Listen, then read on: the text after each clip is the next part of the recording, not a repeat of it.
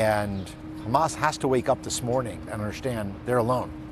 The rest of the region is abandoning them. Well, with me here in the studio is Shehata from BBC Arabic. Saeed, just listening to that, all sounds very positive, doesn't it? The message really to Hamas, you're on your own now. But as far as this ceasefire goes, what's the feeling in terms of it lasting even the 60 days?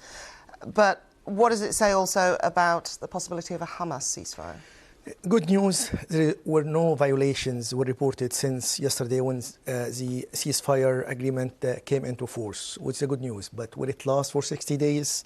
And then after that, because Mr. Biden, the American president, said this deal or this agreement was designed to be permanent. But this depends on the 60 days, because during 60 days, the Israeli forces should withdraw from the south of Lebanon.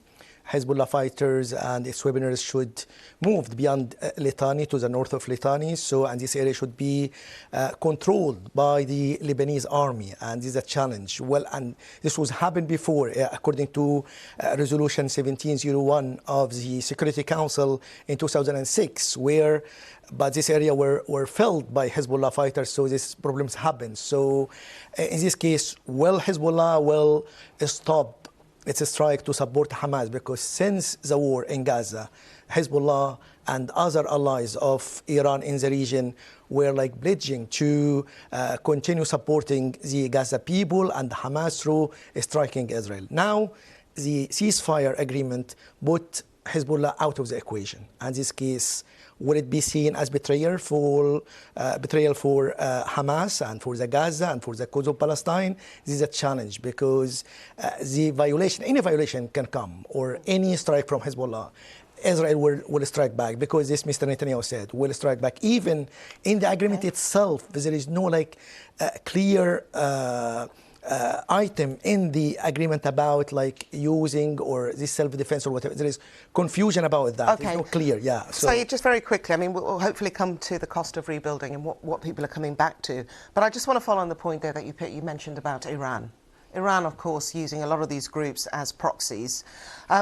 Will they have had sign-off from Iran to agree to this ceasefire, Hezbollah that is, and will Hamas continue or be more reliant on Iran for support?